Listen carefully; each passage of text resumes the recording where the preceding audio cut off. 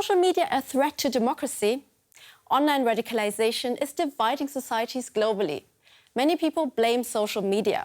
We interact in echo chambers, and algorithms make sure we see opinions similar to our own. What's behind this? Let's take a closer look on Shift. Messaging friends, checking out new dances, and sneaking a peek at your crush's posts, all while catching up on the latest news. That's how a lot of people use TikTok, Instagram, or Facebook. But that's just one side of social media, says Indian software developer Sairaj Balaji. So people need to understand that social media now is not the same as it was 10 years ago. It is now a minefield, a battlefield for information warfare. Information warfare using AI, but we'll get to that later.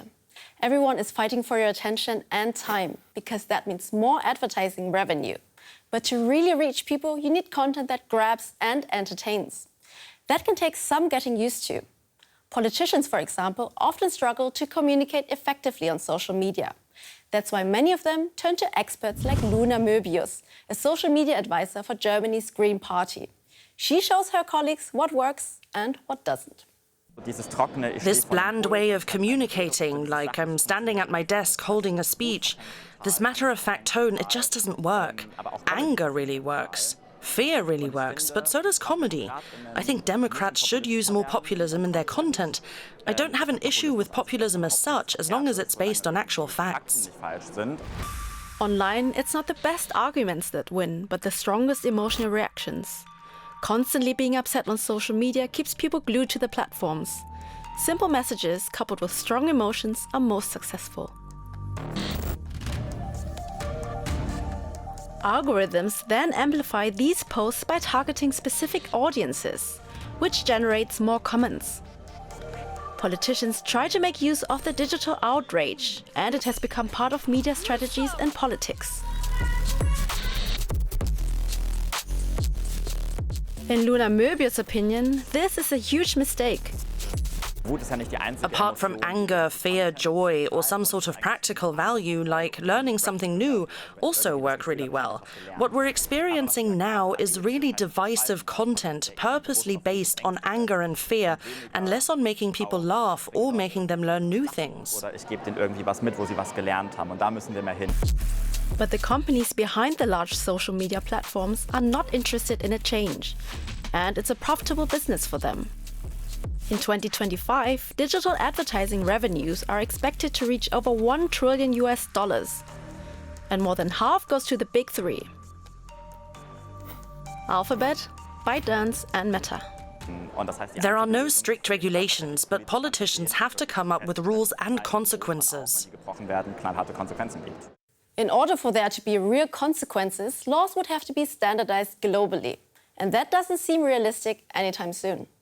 Instead of bringing people together, social media continues to divide, politically too.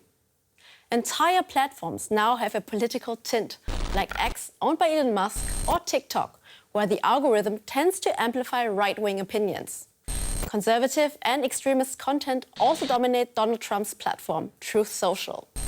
To keep us scrolling, AI algorithms show us content that we've liked in the past, but that can reinforce stereotypes and narrow our view of the world. People with extreme or niche opinions also find each other more easily online. And as a group, they can seem louder than ever before. Then there are trolls and AI bots spreading political fake news and disinformation, for example about the war on Ukraine. They push conspiracy theories and hate speech. But where does free speech end and hate speech begin? The world is deeply divided over that question. Often what you see online is not neutral.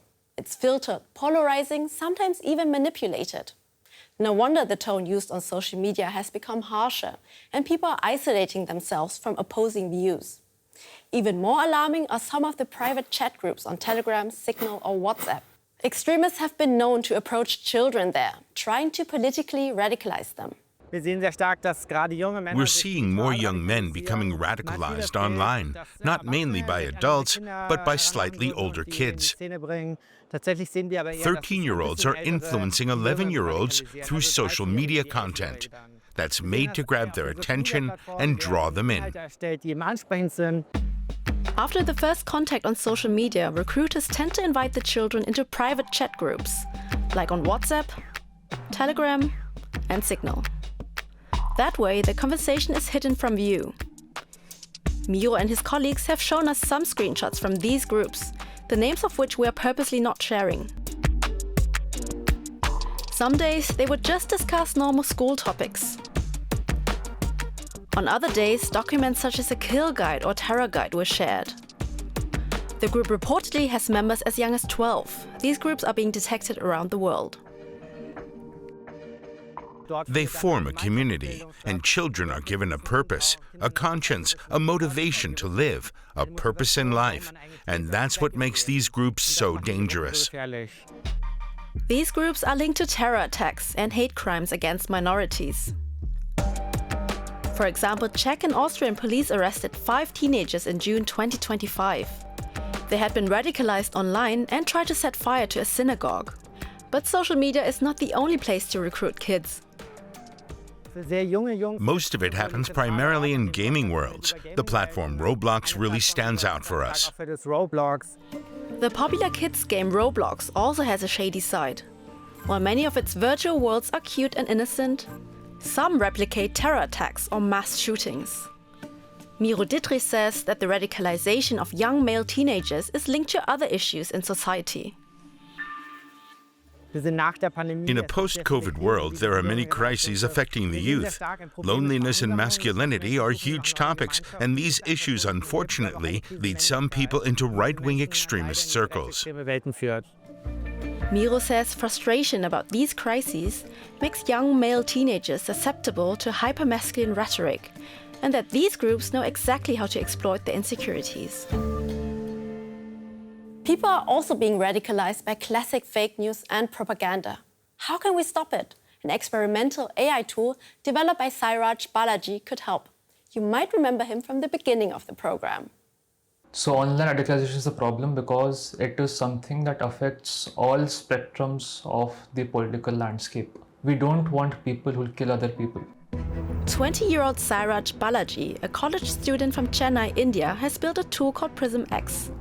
It can flag online radicalization and engage with the user through an AI bot in an attempt to de-radicalize them. So this is the Prism X dashboard, and I'll just input a keyword here. The keyword now we'll use, this is FGC9. It is a keyword used to describe 3D printed guns. I'll click Run Scan. Using large language models, Prism X scans entire social media networks for accounts, posts, and comments featuring keywords in a radical context. It also provides a radicalism score and generates a detailed report. Currently, Prism X is running as a test version with dummy accounts. So right now we have got around 12 flagged users. After that, the bot can converse with them. Right now we are conversing with a dummy account. Okay, there is no real person behind it. The bot tries to gain the user's trust to persuade them to reject the radical views. In order to be more convincing, it never discloses that it's not actually a human. Today, sophisticated AI bots have become indistinguishable from actual people. The tech has become very, very accessible. The thing I wanted to highlight with Prism X is that someone like me, someone with no training in radicalization or de-radicalization can do this. If I can do this, that means your governments can do this, the threat actors can do this. And they'll not tell you if they're doing it or not. You won't be able to distinguish if the account you're talking to is a bot or not. Sairaj has been receiving negative comments, and he openly admits that a tool like Prism X can do a lot of harm. In the wrong hands, it could be used to radicalize, not de-radicalize. Whatever you say, whatever you post can be picked up by any tool like this, can profile you, and can target you. A hypothetical advanced version of a tool like Prism X could create unrest, it could sow the seeds of dissension, it could change people's minds at scale about something. It can also be used to identify people who are vulnerable to radicalization and train them as insurgents in an automated fashion at scale. Imagine how scary that is. It's a double-edged sword. Maybe the better approach is to show people how fake news, disinformation, and deepfakes actually work and how to spot them. The Youth Media Democracy Days in Berlin are doing just that. From quizzes to virtual reality escape games to a deepfake photo challenge. The high school students at the Youth Media Democracy Days have a lot to do. At this station, students have 7 minutes to debunk fake news stories. Whoever needs help receives clues from Jörg Friedel. Basically, we're on a mission to hunt down fake news. Visitors step into the role of fact-checkers in a fictional Ministry of News Literacy. To debunk fakes, the students check at least 2 reliable sources, report the same facts, and thereby verify the story's origin. You should pay attention to the data and the names, and if you're unsure, just check. Some of these students spend 6 hours a day on social media, even though they know there's lots of fake news on platforms like Telegram, X or TikTok. You see a lot of news like that on TikTok, for example about Trump or war. Many fake news stories include AI-generated images. Over at another station, the students have to try to generate deepfake images themselves using an AI tool.